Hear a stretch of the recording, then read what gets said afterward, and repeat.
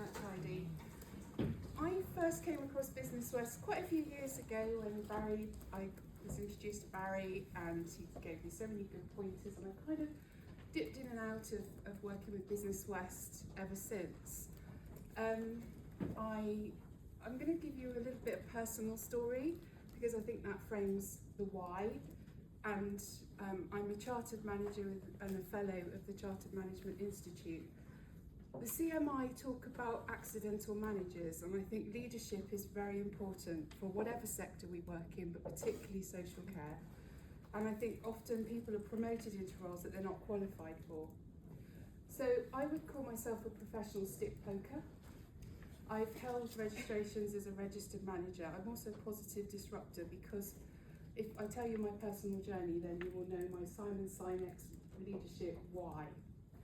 Why we do things is really important, and I think if we work in something that we're really passionate about, it doesn't feel like work. And since I've run my own business as a consultant in the sector, I've met some absolutely wonderful people who want to change the world for the people that we support.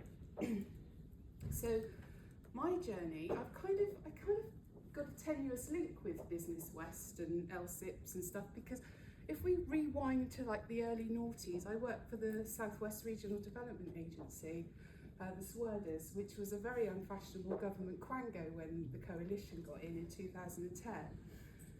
And coinciding with that time, I took voluntary redundancy from the SWERDA when they closed us down. And I had to take time off work because my eldest child has dyspraxia, ADHD, and was truanting when she started senior school. And the national curriculum didn't really fit her at all.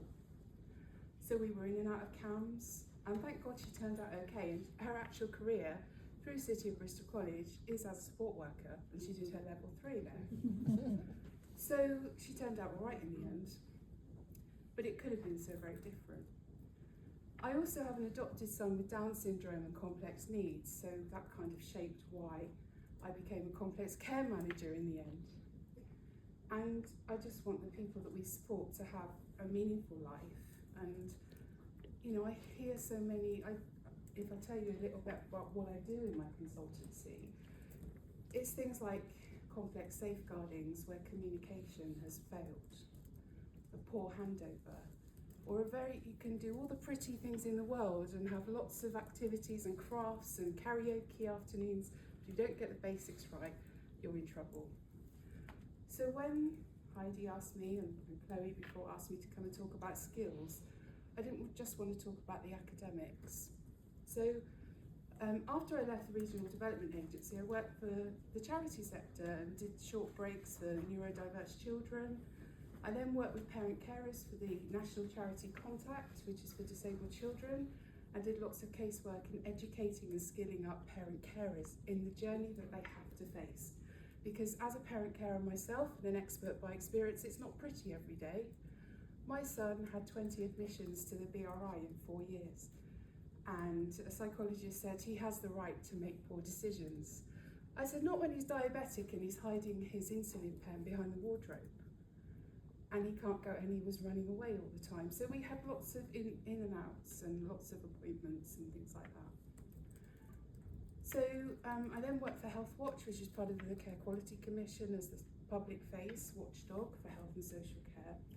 And I was very fortunate to be asked to go and work at national level with some of the NHS long-term plan stuff that was coming in. And we did some research about what was important to people at that time. Then, of course, like lots of commissioning cycles, those commissioning cycles came to an end and Health Watch changed its hands. I was the Bristol manager for some time, and then I took redundancy again, and then I joined the dark side of the private sector to become a registered manager.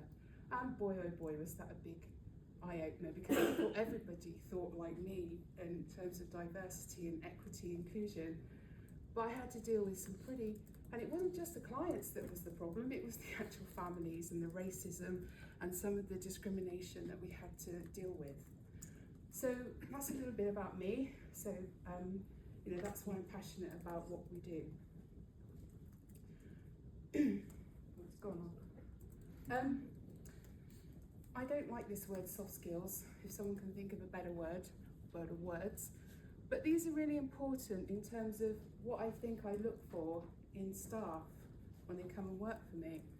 You need to be resilient, because when I went to work in Cornwall visiting spot checks, I had a young person who'd been through a hell of a lot of neglect. She was also autistic, and she hated everybody.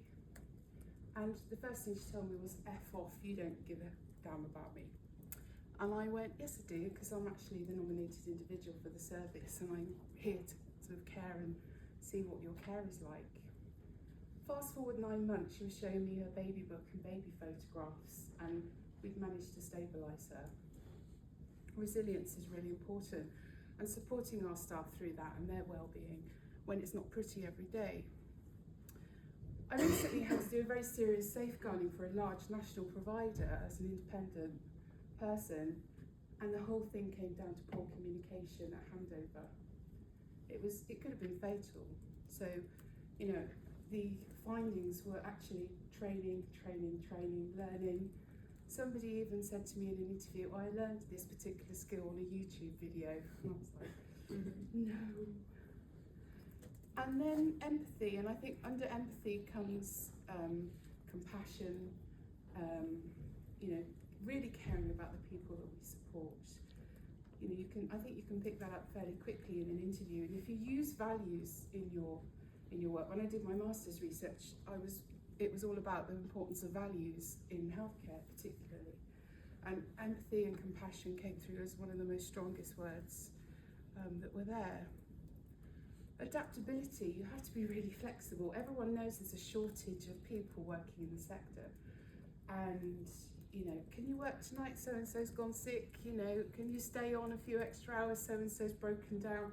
You have to have that flexibility and adaptability. And I think the other thing is time management. You know, it's really annoying if you're a staff on shift and your replacement is running late. And also time management in, we don't want to be prescriptive to the people we support. For some people we support, having a routine is very, very important. And you know, things like the medication management might be very time sensitive, but at the same time, if you're an adult, and I've heard this countless times, you don't want to be sending them to bed at 9 o'clock. If they want to watch something on telly, they're not children, they're adults. Okay, it's slightly different if we're supporting children.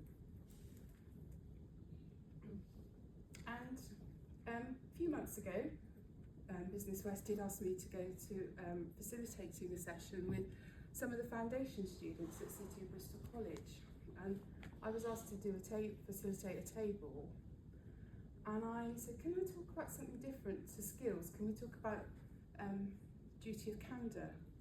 The duty of candour is a fundamental standard for the Care Quality Commission.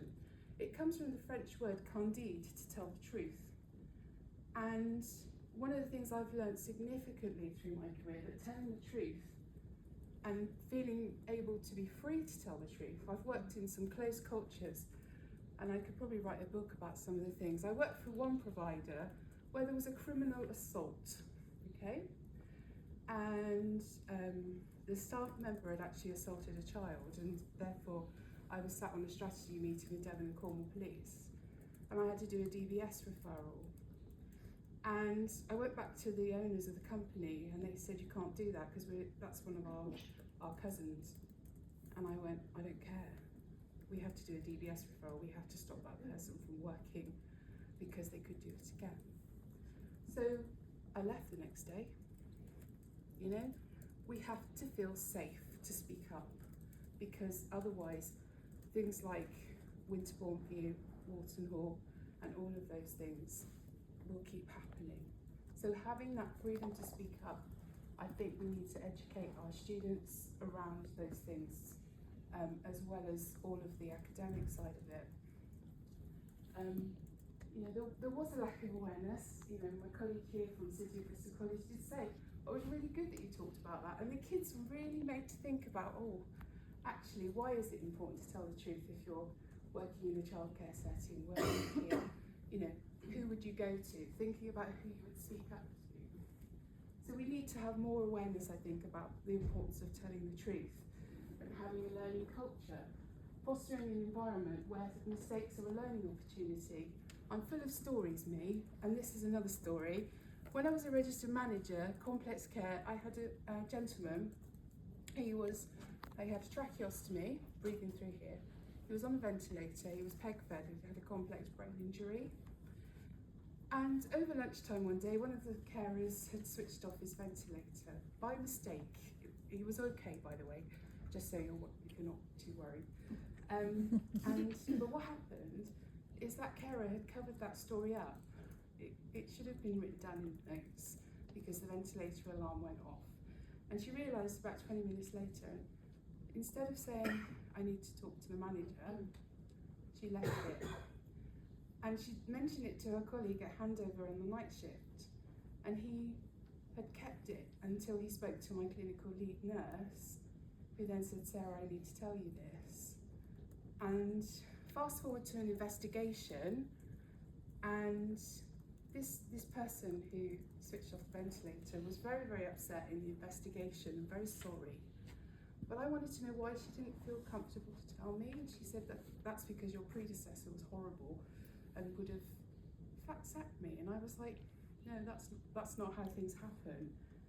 This is a terrible thing to happen. And she did get a sanction for what she did, but not because of switching the machine off, but for not telling us, not having that duty of candour.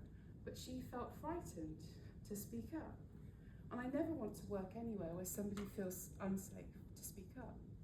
So I'm really happy to say that she's a friend of mine now on Facebook, and she actually just qualified as a nurse. So that learning didn't stop her career, it made her stronger and better. I'm really pleased that a lot of the presentations this morning echo the passion about neurodiversity in the workplace. We should have a real strengths-based approach to neurodiversity, not what people can't do, but look at what they can do. Lindsay's in the audience today, and we did some work together.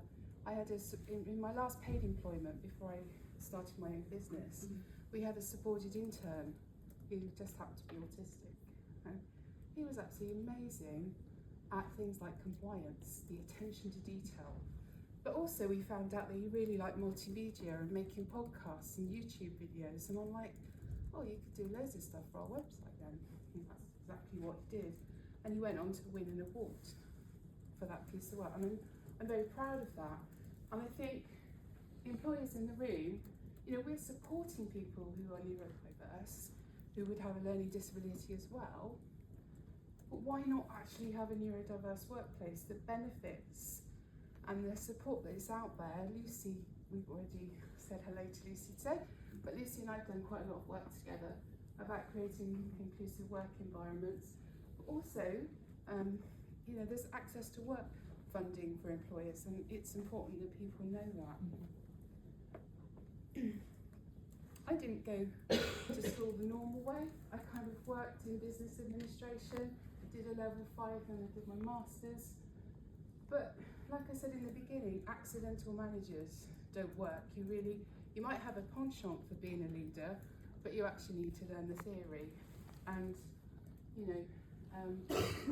training providers in the room today, we know the importance. I mean, sometimes the stories I hear about poor leadership is also where massive safeguardings happen and where problems occur. Whereas if you've got a really well-trained workforce, and it's not easy all the time because training costs money. So where do we get that funding from? The other thing that I'm quite passionate about, my husband's Nigerian and he self-funded himself to do his training when he came here. And, we've got lots and lots of colleagues in the sector who are on international certificates of sponsorship, and they do their care certificate, and I'm like, well, why can't they do a level 3 or a level 5?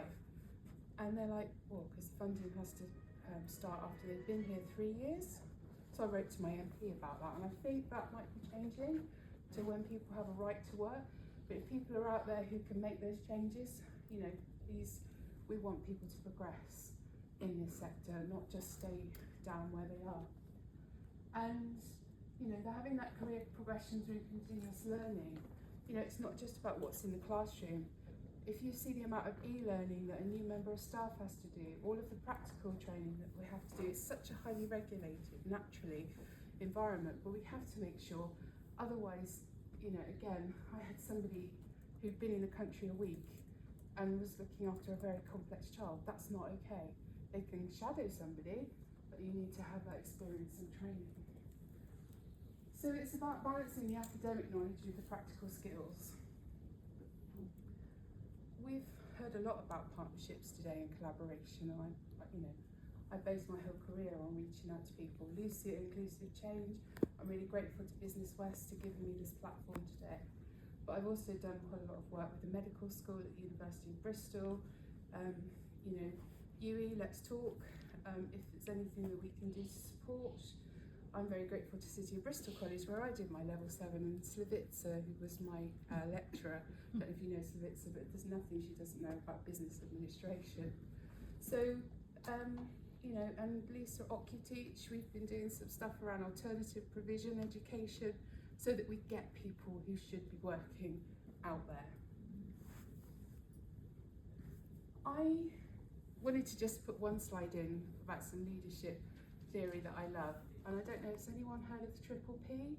Elkington's bottom line, Triple P bottom line? I love this because it's about working with integrity, building resilience in care workers, because you're putting your people first. People, planet, profit. Okay, you will make a profit, even though we know that budgets are squeezed with local authorities. But if you look after the people, you're training them well, and you also talk about the planet. And actually, when I'm writing bids and tenders, every single tender now talks about social value and environmental sustainability. So social care providers, they often will go, how do we do this? And some of us tapped into some of the stuff that was out there through the green agenda. So we want to make sure that there are legal protections for whistleblowers, which we know there are, but we need to make sure that that still happens and that everybody here has that ability to speak up. I often say to staff who are working with me, the best thing you can ever say to me is, this might be nothing but, it might not be, but it might be huge. So let's have a conversation. So Elkington Triple P, that's a little bit of leadership theory today for me. And this is Adam. He's absolutely wonderful. He collects football shirts. He likes Bristol City, sorry Rovers fans.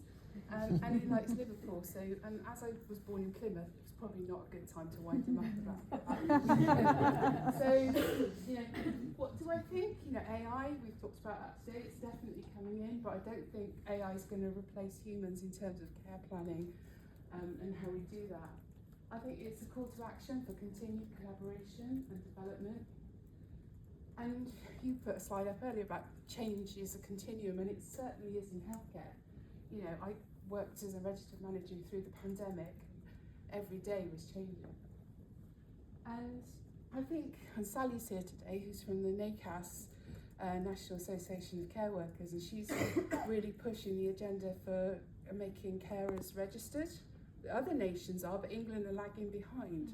So, if I remember for anything, I get really cross when people say I'm just a support worker, I'm just a carer, and I'm like, what?